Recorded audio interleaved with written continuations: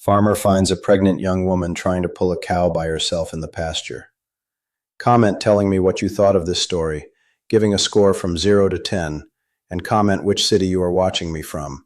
I really want to know if you liked my story, and I want to get to know you better. So subscribe to my channel to support my work. I count on your help. The sun was burning less, but the ground still held the heat when I heard the sound.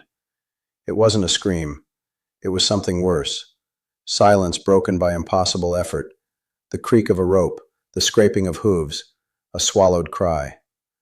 I stopped the tractor, climbed down slowly, because I do everything slowly, and went to see what was happening in that rocky stretch of the back pasture.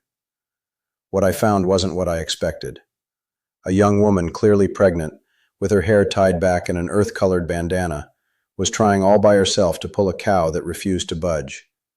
Her feet were slipping on the dew-slicked rocks. The terrain there was rough, full of rocky outcrops and holes hidden by tall grass, a place where any healthy person would walk with care, and where that young woman shouldn't be at all. But she was, with a rope in her hands and a silent stubbornness in her eyes that I had never seen in anyone so young. I went to help. I stepped wrong.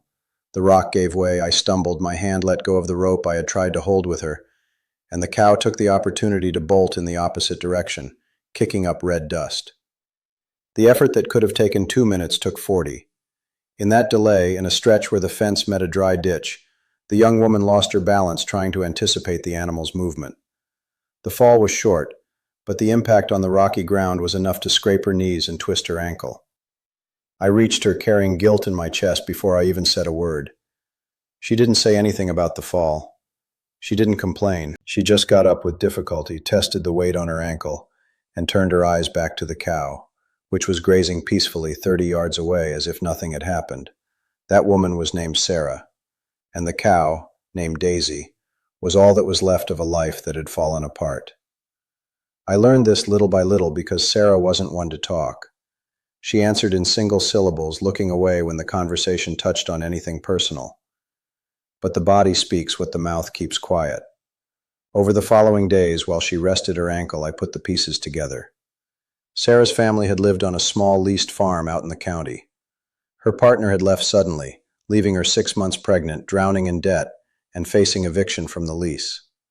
The only thing she managed to save before being kicked off the land was Daisy, because the cow was hers, bought with money she had saved up over the years.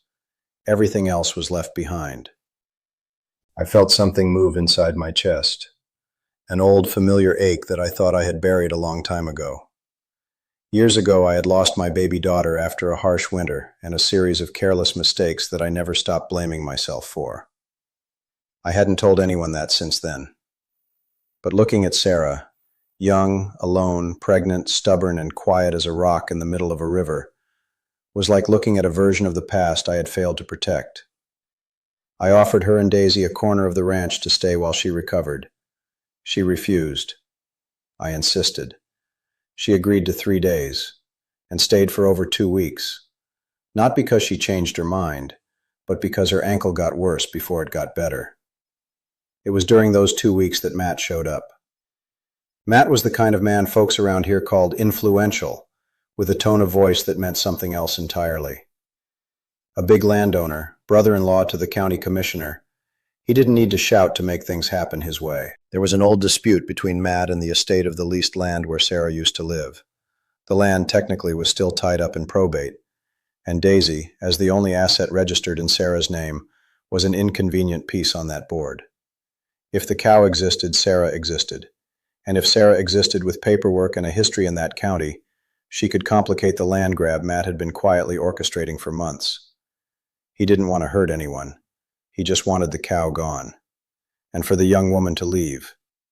To that end, he enlisted the quiet help of Jimmy, a neighbor who owed Matt favors from a bad crop loan 3 years back, and Frank, a county inspector who knew exactly which forms could be used to make life miserable for someone without a fixed address. Matt's first move was surgical and almost invisible. Through Frank, a county notice was issued claiming Daisy was being kept without proper health papers on the property, violating livestock regulations. The notice arrived on a Monday morning, giving us 72 hours to get right with the law, or they'd impound the animal. I saw red.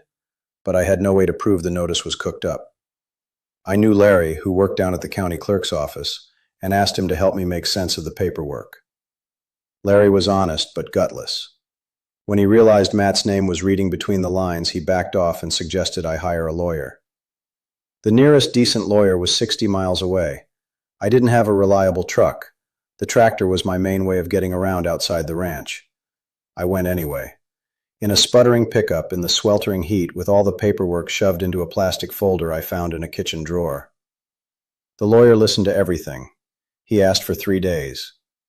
I drove back home not knowing if I had taken a step forward or just wasted a tank of gas. That same night, Jimmy, following orders he'd never admit to taking, left the gate to the back pasture wide open. Daisy was found 2 miles from the ranch, on the side of a dirt road the next morning, alone but unhurt.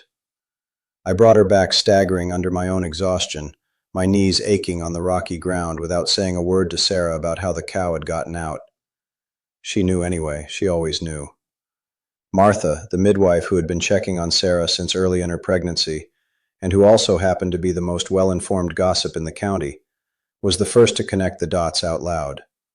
Martha had 70 years of observing human nature under her belt, and absolutely zero patience for hypocrisy. One afternoon, while helping Sarah bandage her ankle, which stubbornly stayed swollen because she refused to stay off it, she said it straight out, telling her that Matt didn't want the cow.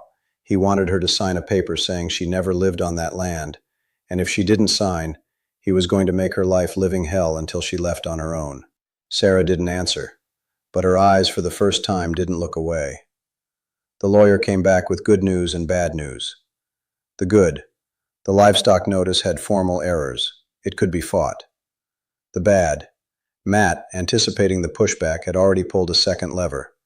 This time he went to the clerk and filed a claim that Daisy had been bought with funds from the leased land, which, if proven, would make the cow part of the disputed estate, not Sarah's personal property.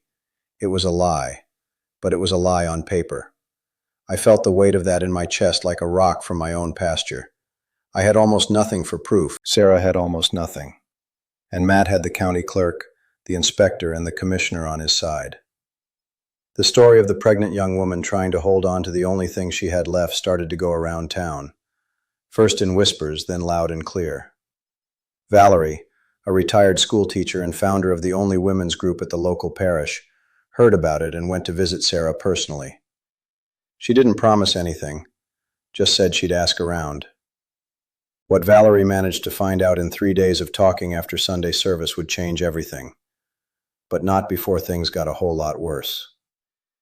In one rough week, the pickup died completely. The lawyer needed more paperwork.